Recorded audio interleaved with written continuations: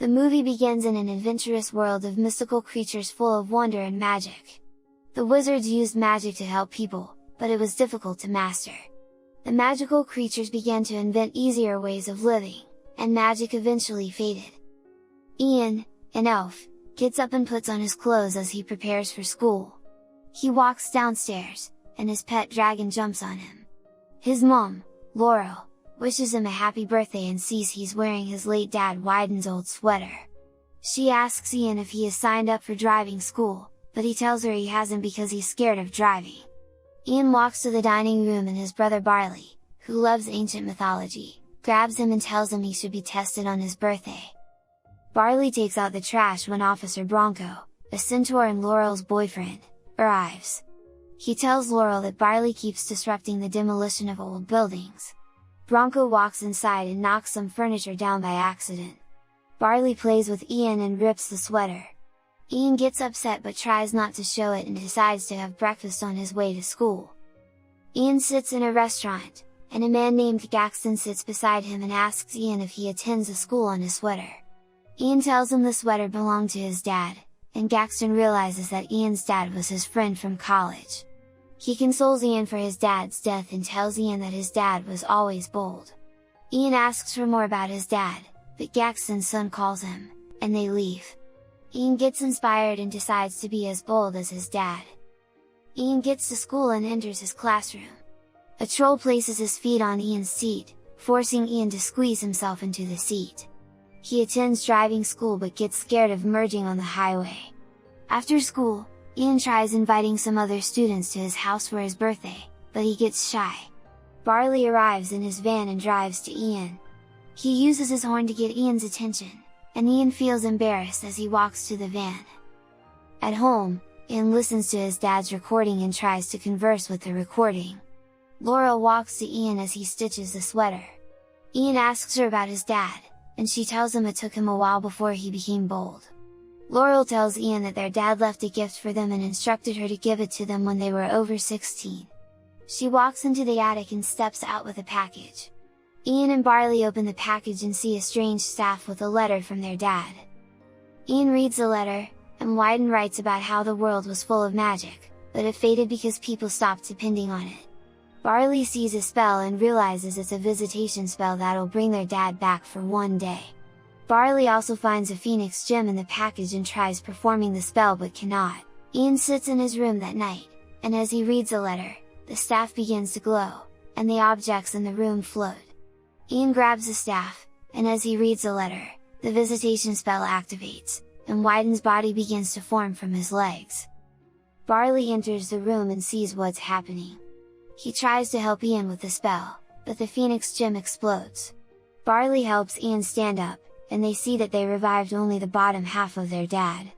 Ian freaks out because he thinks Wyden will remain as he is forever, and Barley reminds him that the spell only lasts for a day. He tells Ian he'll have to cast the spell again, but they realize they need another phoenix gem. Barley goes through some of his role-playing cards and realizes that all quests begin in the Manticore's tavern.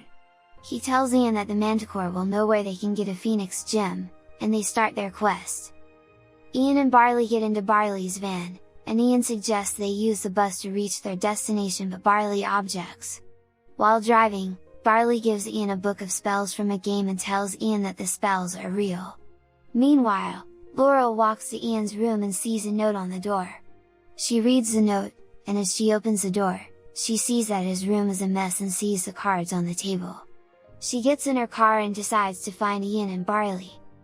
Barley and Ian arrive at the Manticore's tavern but realize it's a children's restaurant. They see the Manticore, who has abandoned her life of violence, and Barley asks her for the map.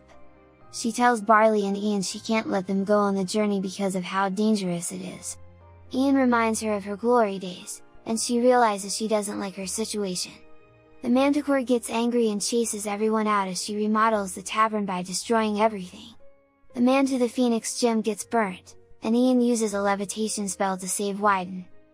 Barley gets excited as they drive because Ian can perform a magic spell. Ian reminds him that the map got burnt, and Barley shows him a puzzle with a clue. Ian checks the map for a place called Raven's Point, and they see it in the mountains. Ian says they'll get there through the expressway, but Barley suggests they use the path of peril. He tells Ian that the clear path is never the right one. Ian tells Barley they don't have time to follow the path of peril and convinces him to use the expressway. Laurel arrives at the tavern and hears the Manticore talking about her kids. She deceives the police officer talking to the Manticore, and they escape. Barley and Ian continue their journey, but they run out of gas. Barley tells Ian to perform a spell to increase their gas, but Ian cannot, and he accidentally shrinks Barley. Ian decides to buy gas, and they walk to a gas station. They arrive at the gas station and see a pixie biker gang. Ian walks in to pay for the gas and some snacks. Barley goes to the bathroom as Ian pays for the gas. Meanwhile, Laurel and the Manticore are in Laurel's car, and the Manticore tells Laurel about the curse that is released if the boys get the Phoenix Gem. She tells Laurel they can destroy the curse with her magic sword but says she sold it. Barley gets in trouble with the pixies, and the pixies pursue them. Barley gets in the driver's seat but is too small to drive, and Ian is forced to drive.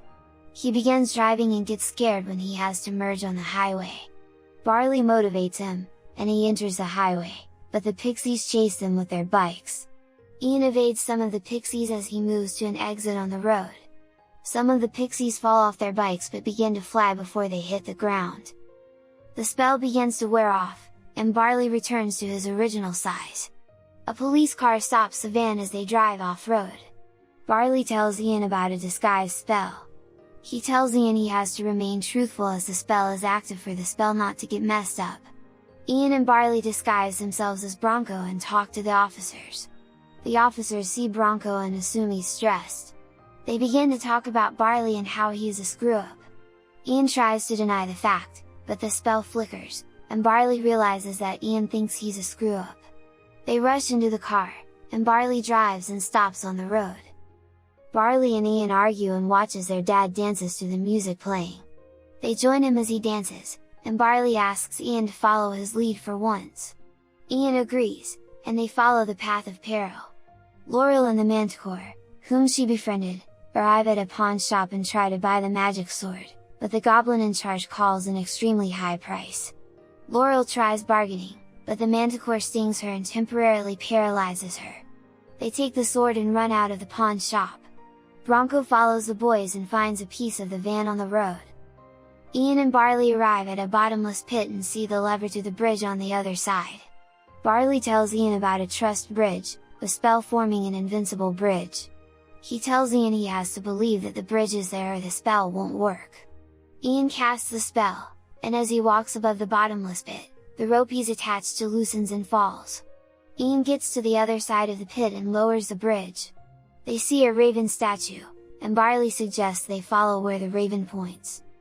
Bronco arrives and tells them to return home with him.